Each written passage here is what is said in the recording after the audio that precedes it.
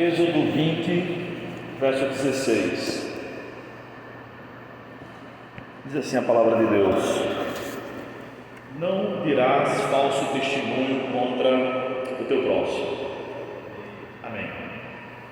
Hoje eu quero meditar com vocês sobre o tema as mazelas da mentira. Desde que Adão pecou e o pecado se instituiu na raça humana e em toda a criação, que os homens vêm sofrendo influências terríveis na sua cultura em relação ao pecado. Então, alguns pecados se tornaram hábitos e cada cultura, cada lugar reage de uma maneira diferente. Alguns pecados são tolerados em uma cultura, outros são tolerados em outra, de modo que não há uma só cultura que não tenha sido influenciada pelo pecado. Todas as culturas foram maculadas pelo pecado.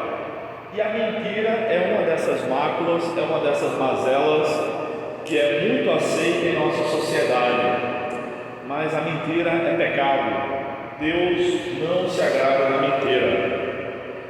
O Evangelho, portanto, é a cura para essas máculas, essas mazelas que há na nossa cultura, inclusive é a cura para a mentira. Vamos ver então algumas dessas mazelas que a mentira provoca e o que o Evangelho e o seu poder pode fazer para restaurar a condição de santidade humana. Em primeiro lugar, nós percebemos que a mentira foi a arma de Satanás no paraíso. Em Gênesis capítulo 3, nos primeiros versículos, nos primeiros 5 versículos, nós percebemos que a serpente, que representava Satanás, enganou Eva com uma conversa mole, dizendo: não foi assim que Deus disse, você pode comer de todas as árvores, você não pode comer, aliás, de nenhuma dessas árvores, do fruto de nenhuma dessas árvores. E aí Eva disse: não, na verdade Deus disse que a gente pode comer de tudo, menos de uma, aliás, não pode comer nem tocar. E ali Satanás já conseguiu êxito, porque Deus não proibiu tocar, nem cheirar, nem apalpar nenhum fruto do paraíso. Mas Eva já disse que não podia nem tocar aquele fruto. Satanás então inverteu as coisas e disse: não, na verdade Deus não quer que você coma, porque Ele sabe que no dia que você comer, você vai ser igual a Deus. Coma lá, você vai ser igual a Deus. Adão estava do lado de Eva, irmãos, e não fez nada. Foi frouxo. Ele poderia ter dito: pois como você? Não é verdade? Ou ele poderia ter dito aquilo que Deus lhe havia revelado: como assim ser igual a Deus? Eu já sou igual a Deus. A minha mulher já é igual a Deus, o máximo que a gente pode ser. Afinal de contas, Deus nos criou sua imagem e semelhança. A gente não pode ser mais igual a Deus do que a gente já é. Nós já fomos criados em imagem e semelhança de Deus. Satanás então conseguiu pela mentira enganar a humanidade, dizendo que eles iam se tornar aquilo que eles já eram na verdade. Então a mentira é a arma de Satanás desde o paraíso. Em segundo lugar, nós vemos na palavra de Deus que todo mentiroso é filho do diabo. João 8,44 registra que o Senhor disse o seguinte: o vosso pai é o diabo, e quereis satisfazer os desejos. Ele foi homicida desde o princípio e não se formou na verdade, pois nele não há verdade. Quando ele mente, fala do que é próprio, pois é mentiroso e pai da mentira. Satanás é o pai da mentira e de todos os mentirosos. Jesus disse essas palavras para pessoas de sua época que estavam contra ele, mas elas também são aplicáveis a todos aqueles que vivem na prática da mentira. Na verdade, irmãos, a mentira é como um vírus que parece pequena, mas pode corromper todo o sistema. Às vezes a gente gripa, pega uma virose, e a gente não vê a virose, não é visível ao olho nu, mas abala todo o nosso corpo.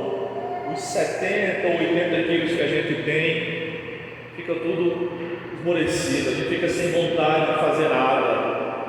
Pode provocar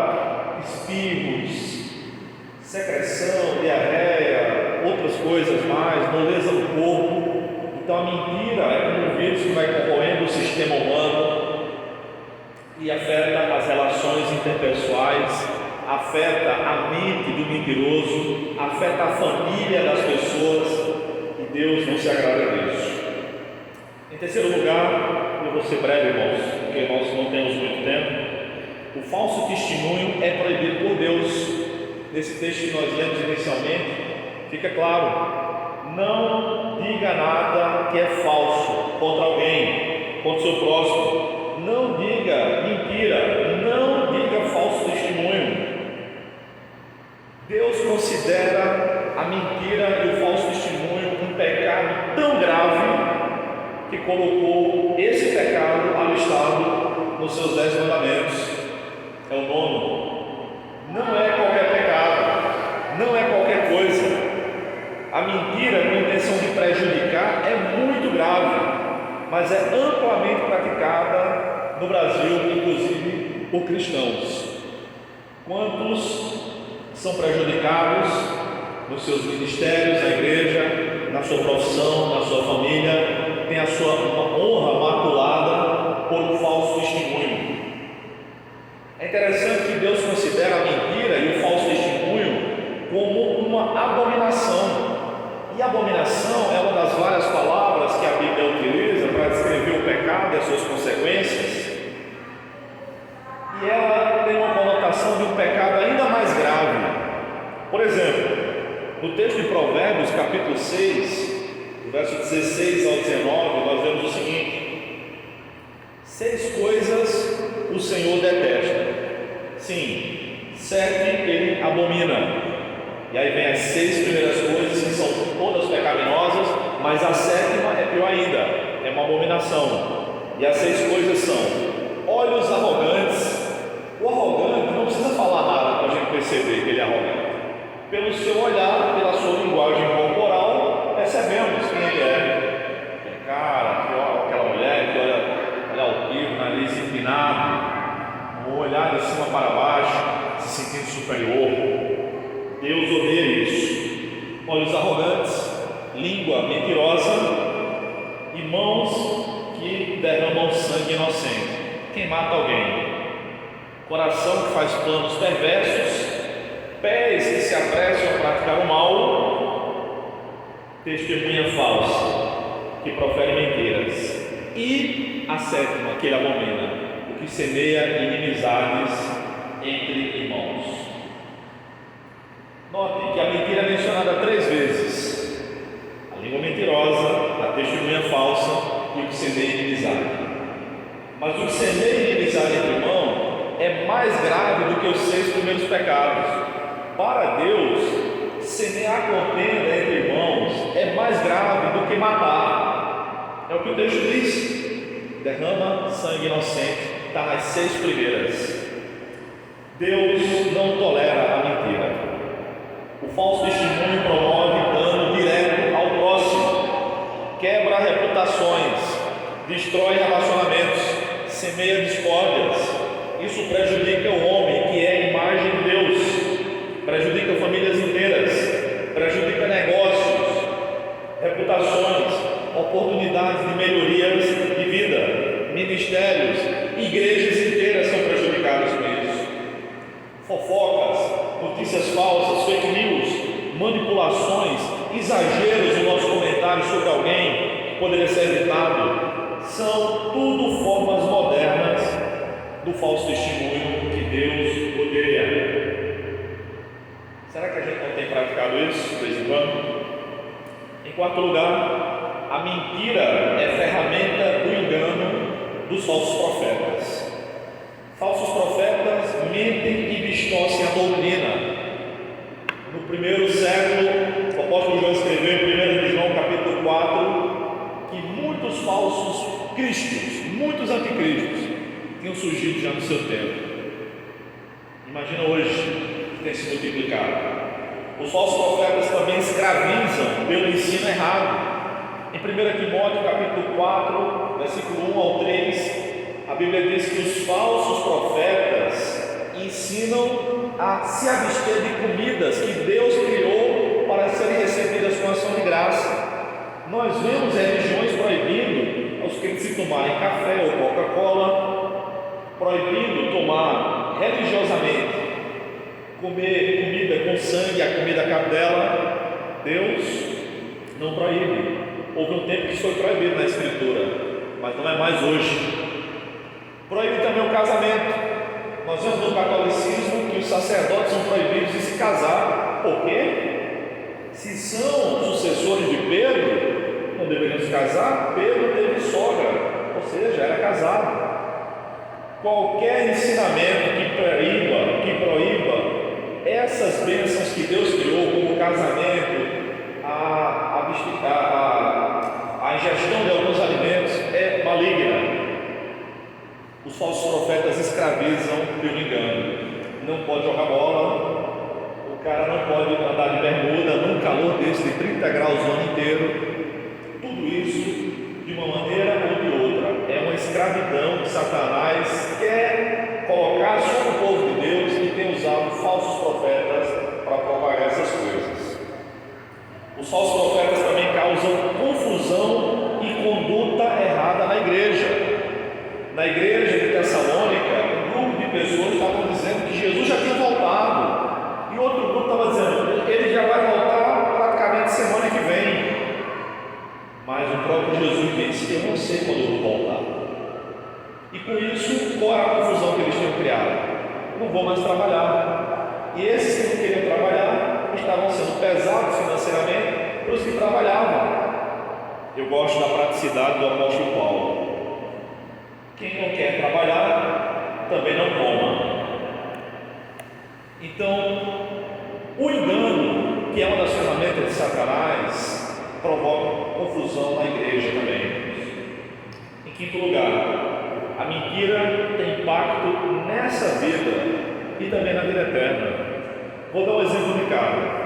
Ananias e Safira mentiram ao Espírito Santo. Ora, eles tinham um terreno e era deles. Se eles vendessem, o dinheiro era deles. Pedro mesmo disse isso em Atos capítulo 5. Só que eles ficaram com inveja, porque eles viram Barnabé fazendo isso, vendendo seu terreno, doando dinheiro para a igreja, para a obra de Deus, e acharam que aquilo era bacana, receber aqueles tapinhas nas costas, irmãos abençoados, e quiseram enganar o servo de Deus, o apóstolo Pedro, a liderança da igreja. Mas Pedro disse que eles também estavam mentindo ao Espírito Santo. Resultado: disciplina direta do Senhor. Ananias caiu morto, Safira caiu morta também, algum tempo depois. Alguns irmãos acham que Deus não disciplina mais assim no Novo Testamento ou na era da Nova Aliança. Se engana quem pensa assim. Eu conheço vários casos de pessoas que morreram porque praticaram o pecado para a morte. O pecado para a morte, descrito em 1 de João capítulo 5, verso 16, só pode ser praticado por um cristão. Porque o apóstolo diz: se você vir algum irmão cometendo um pecado para a morte, não ore por ele. Não ore, ele vai morrer. Eu conheci pessoas que morreram porque pecaram para a morte. Então a mentira tem impacto já nessa vida, mas também tem impacto na vida eterna. O Salmo 15 pergunta: quem habitará no teu santo tabernáculo? Aquele que não mente habitará com Deus. A pessoa que tem uma vida de mentira, de falsidade, de apunhalar a faca pelas costas e na frente dar um belo sorriso, não participará da vida eterna. Ficará aqui e quando morrer vai para o inferno. Não habitará com Deus. É preciso verificar como anda a nossa vida. Em sexto lugar, meus irmãos, os cristãos foram chamados para viver na verdade. A verdade, na palavra de Deus, é tudo de bom. Jesus disse que a palavra de Deus é a verdade. Jesus disse também que Ele é a verdade. Diz que nós devemos andar em verdade. O apóstolo Paulo escreveu aos Efésios, capítulo 4, verso 25: deixai a mentira e falai a verdade, cada um com o seu próximo. Mentir é coisa do passado. Jesus disse que Ele é a verdade, que nós devemos andar nele. O apóstolo Paulo também escreveu aos Filipenses dizendo como nós devemos ocupar nossa cabeça. Filipenses capítulo 4, verso 8: quanto ao mais, irmãos, tudo que é verdadeiro, honesto, justo, puro, amável, de boa fama, virtuoso e louvável, nisso nós devemos pensar. Tudo que é verdadeiro. Se um de nós anda com 4 mentirosos, nós seremos o 5º mentiroso, pode ter certeza. A Bíblia diz também em 1 Coríntios, se não me falha a memória, 15:33, que as más conversações corrompem os bons costumes. Ande com pessoas verdadeiras, ande falando sempre a verdade. Em sétimo lugar, o destino eterno dos mentirosos. A palavra de Deus tem 4 listas de pessoas que não irão para o céu. 2 do apóstolo Paulo e 2 do apóstolo João. Paulo escrevia assim: ficarão de fora, aliás, não herdarão o reino de Deus.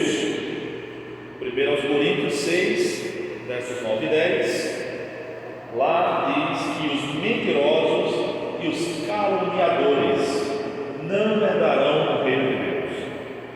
A segunda lista do apóstolo Paulo do não herdarão em Gálatas, capítulo 5, do verso 19 ao 21, as obras da carne. Paulo menciona 15 obras da carne.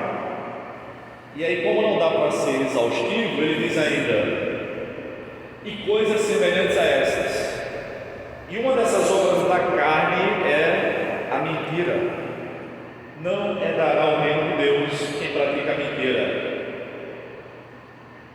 O apóstolo João escreveu: ficarão de fora 2 vezes, em Apocalipse capítulo 21, verso 8, e em Apocalipse 22, verso 15.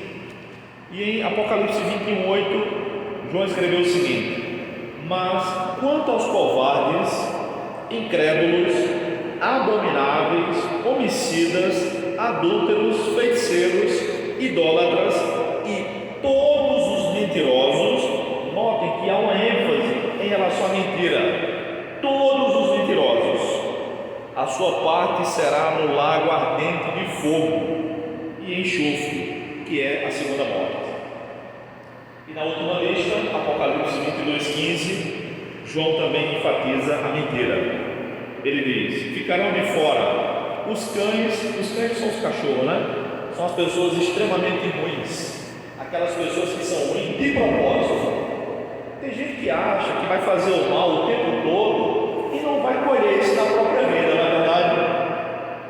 Gente que maltrata pessoas menores, como mendigos, os invisíveis, como são chamados pela sociologia, que é o dono do prédio, zelador, o garçom, e acha que está tudo bem, agir feito um cão, feito uma pessoa ruim de verdade. Deus está vendo tudo isso. Então ficaram de fora os cães, os feiticeiros, os adúlteros, os homicidas, os idólatras, e mais uma vez a ênfase na mentira, e todo que ama e pratica a mentira. Quem ama e pratica a mentira ficará de fora, não vai ver o reino de Deus. Esse é o destino eterno dos mentirosos. Mas como vencer a mentira e o engano? Há 3 caminhos, ou o caminho em 3 passos. Primeiro, que Jesus é a verdade e Ele pode nos ajudar. Me ajudar? Eu sou cristão, eu não minto, sou pastor, eu não minto. Será que a gente não mente mesmo, irmãos? Porque a mentira abrange todos esses aspectos que eu mencionei. Para Deus tudo isso é mentira. Então, quando a gente pensa e age com falsidade para com o irmão, a gente mente. Recentemente eu ouvi uma história de um dos lugares onde eu trabalho. Um colega professor me disse o seguinte: não, mas o pastor fulano e tal, a gente fala com ele disse que está tudo bem, que gostou de uma proposta ou de outra que a gente dá, para não brigar com ninguém, mas ele não gosta. Eu não tive nem força para reagir.